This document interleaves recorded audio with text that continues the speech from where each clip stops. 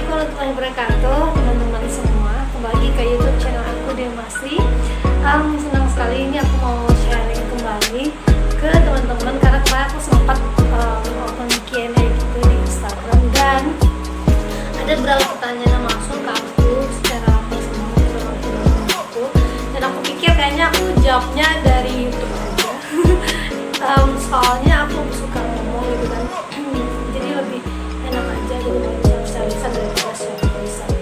Oke, pertanyaannya aku nggak semuanya. Pertanyaan pertama, Dew, kenapa sih kamu mau menikah gitu? Bukannya kamu dulu bilang kamu nggak mau nikah gitu. Bukannya kamu dulu bilang kamu nggak mau nikah gitu. Bukannya kamu dulu bilang kamu nggak mau nikah gitu kan. Ya, pertanyaannya cukup menggelitik bagi saya pribadi karena memang beberapa tahun yang lalu ya saya sempat mikir kayak saya nggak mau nikah gitu. Saya sempat gitu ya bertanya sama guru saya ya, Ustadz waktu di Jogja gitu. Saya sampaikan pada beliau, Ustadz gitu, saya nggak mau menikah gitu. Kemudian ada saya memberikan alasan karena saya pikir kayak nggak ada manfaat lah istilahnya gitu. Saya mikirnya kayak gitu. Memang bebas banget pikiran saya, ngerasa kayak nggak ada manfaat dan mungkin bisa hidup sendiri gitu, kayak nggak ridho gitu misalkan harus berdua, nggak ridho kalau misalkan harus dilihat dan segala macam kayak gitu kan kalau misalkan mau nikah gitu. Terus akhirnya beliau langsung senyum pada saya itu dan beliau langsung menjawab seperti ini, Dewi gitu, memangnya yang memiliki diri kamu siapa? Nah, ketika ditanya seperti itu saya langsung kaget gitu kan, karena memang sempat ya saya mikir kayak memiliki diri saya sendiri adalah saya sendiri gitu kan. Jadi rasa kepemilikan itu sangat tinggi. Tapi ternyata akhirnya pikiran saya yang salah itu diluruskan oleh guru saya. Beliau menyampaikan seperti ini, bahkan diri kamu sendiri itu bukan kamu yang memiliki gitu, tapi Allah gitu. Kamu dari mana gitu kan, dari Allah. Kamu untuk apa, dunia ini untuk Allah. Kamu akan kemana, akan ke Allah gitu. Lalu saya tersadarkan lah gitu kan, bahwa memang saya adalah manusia misalnya gitu, yang dimana diciptakan oleh Allah. Dan akhirnya Ustadz itu juga menyampaikan ada beberapa hal yang kamu akan dapatkan ketika kamu menikah gitu. Yang pertama ya, ada namanya amal jariyah. Amal jariyah itu amal yang nggak terputus gitu, seperti memiliki anak yang soleh dan soleha gitu kan, artinya memiliki keturunan kayak gitu kan. Nah, hal itu nggak bisa kamu dapatkan kalau misalnya kamu nggak menikah gitu.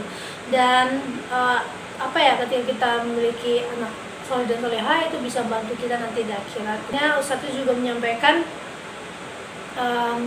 banyak hal-hal pahala yang nggak kamu dapatkan gitu ya ketika kamu nggak menikah. Misalnya kamu tuh kayak taat sama suami, kamu bangun rumah tangga dengan baik kayak gitu, kamu akan mendapatkan pahala yang luar biasa di sini. Bahkan ya istilahnya tuh surga itu ada di ketika kita taat sama suami, itu istilah kayak udah depan rumah itu surga kayak gitu kan.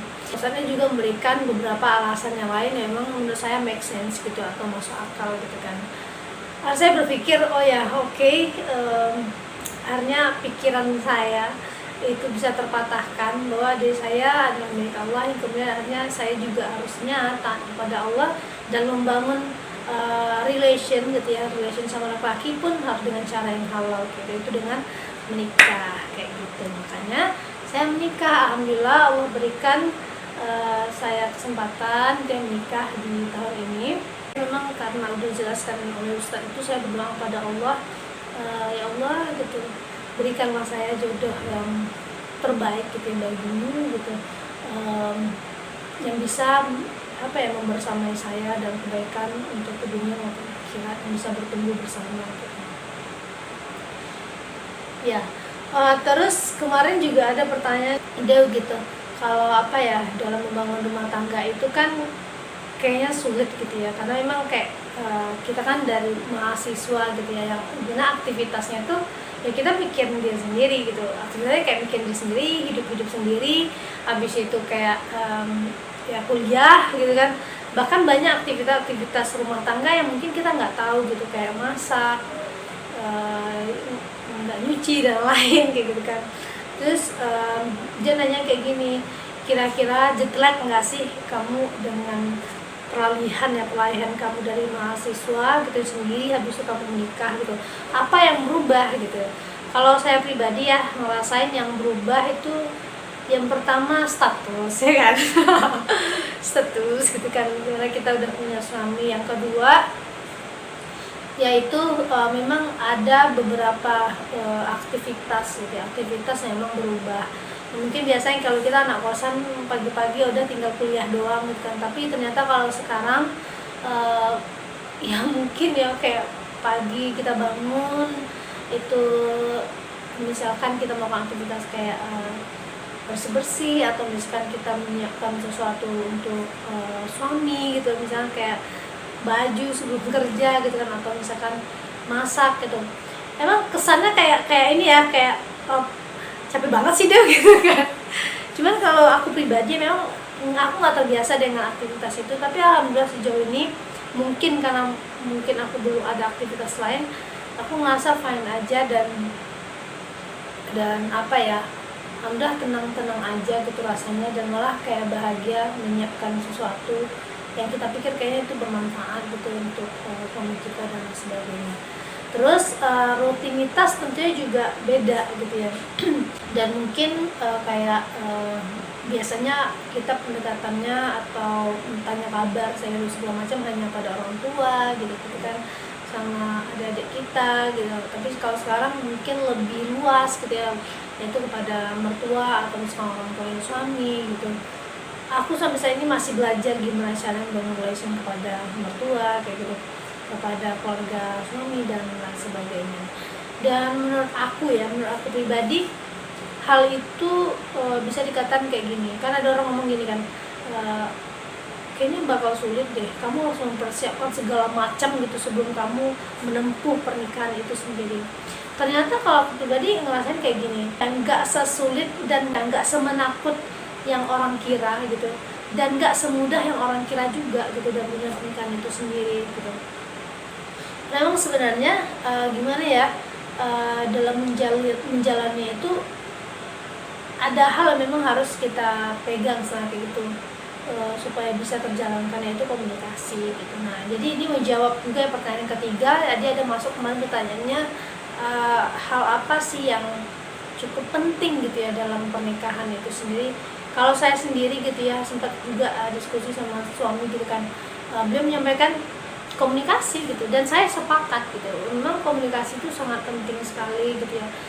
Karena misalnya gini ya, aku dari Riau gitu kan, punya apa ya, background culture yang beda gitu dengan orang apa ya, orang Madura gitu kan. Habis itu punya background keluarga yang beda gitu, punya aktivitas yang beda, punya cara hidup yang beda gitu, punya pola pikir yang beda gitu. Tentu kalau misalkan dua orang berbeda gitu kan,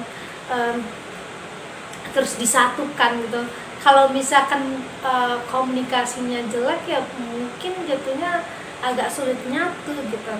Jadinya harus ada irisan gitu ya, irisan di antara keduanya. Kalau misalnya kayak gini ya, ini lingkaran, habis ini lingkaran kan, ini kalau misalnya kayak gini, ini nggak bisa gitu, tapi dia harus ada irisan di sini. Kalau misalnya belajar matematika tuh dia ada irisan gitu di antara satu dengan dua itu gitu, supaya apa? Supaya bisa nyatu gitu. Nah disitulah tantangannya, gimana caranya membangun membangun komunikasi yang baik kayak gitu, yang baik, yang nyaman gitu kepada pasangan halal kita kayak gitu. Terus juga hal yang penting dalam pernikahan itu ini ya, menurut aku ya, caring sama sharing gitu. Artinya kita berusaha dan belajar untuk gimana caranya kita nggak hanya memikirkan diri sendiri gitu, tapi kita juga harus care gitu. Terus habis itu yang terpenting juga sharing gitu. Sharing itu artinya kita mau berbagi gitu ya, berbagi apapun gitu, berbagi tenaga gitu ya. Misalnya kayak kalau saya sendiri ya, alhamdulillah misal kayak aktivitas kayak nyuci misalnya gitu, itu dibantu gitu ya macam-macam lah alhamdulillah gitu ya. Artinya paham gitu posisi masing-masing, sebagai istri itu kayak gimana, sebagai suami itu seperti apa, saling mengisi lah jatuhnya kayak gitu. Nah terus juga sharing itu sharing ilmu juga. Share ilmu tuh penting banget sih menurut aku ya, untuk supaya sama-sama bertumbuh kayak gitu, ilmu apapun lah gitu yang pengen dibangun gitu. Dan hal yang penting dalam pernikahan itu sendiri juga memiliki ini ya, goal gitu, memiliki goal atau memiliki visi, yaitu tujuan jangka panjang, tujuan jangka pendek, yang dimana itu bisa didapatkan dengan baik dengan cara komunikasi. Jadi komunikasi itu sangat penting sekali gitu. Mungkin 3 itu aja ya yang bisa aku jawab dulu. Nanti kapan-kapan aku akan sharing yang lain dan jawab pertanyaan yang lain. Mungkin nanti mungkin bisa aku ajak nanti suami saya gitu buat masuk ke YouTube kalau dia mau, atau sharing tentang yang lain nanti sama beliau. Oke, mungkin sekian yang bisa saya jawab ya. Saya minta maaf kalau misalkan kurang maksimal gitu. Terima kasih sudah bertanya, terima kasih sudah menonton. Wassalamualaikum warahmatullahi wabarakatuh. Oh ya, aku mau sharing. Jadi ada produk terbaru yang dikeluarkan oleh Scarlett ya, khususnya di body care. Yang pertama di sini ada body scrub. Nih, bisa dilihat ya. Nah, jadi untuk variannya adalah coffee body scrub seperti biasa. Aku suka karena dia ada butiran-butiran gitu, jadi enak gitu dipakai. Dia ngerasa kayak bisa mengangkat daki kayak gitu, mengangkat daki kayak gitu. Nah, kalau untuk varian ini di dalam itu ada butiran-butiran hitam gitu. Nah, jadi itu coffee-nya. Pas dipakai tuh harum banget. Bagi pencinta coffee kayaknya suka deh pakai ini. Adapun dia itu di dalam itu ada glutathione sama vitamin E. Fungsinya untuk mengangkat sel kulit mati di tubuh kita gitu, karena kan ya emang body scrub kan kita pakai ke seluruh tubuh gitu. Terus habis itu dia juga bisa membantu melembabkan tubuh kita sama sama mencerahkan kulit tubuh kita gitu. Oke, terus yang kedua, setelah kita menggunakan body scrub itu kan udah bersih tuh dipakai ke seluruh tubuh. Habis itu kita pakai shower scrubnya gitu. Nah, shower scrubnya ini juga mengandung glutathione dan vitamin E. Dan ini juga variannya adalah coffee. Untuk baunya itu sendiri enak ya. Bagi pencinta coffee bakal suka banget.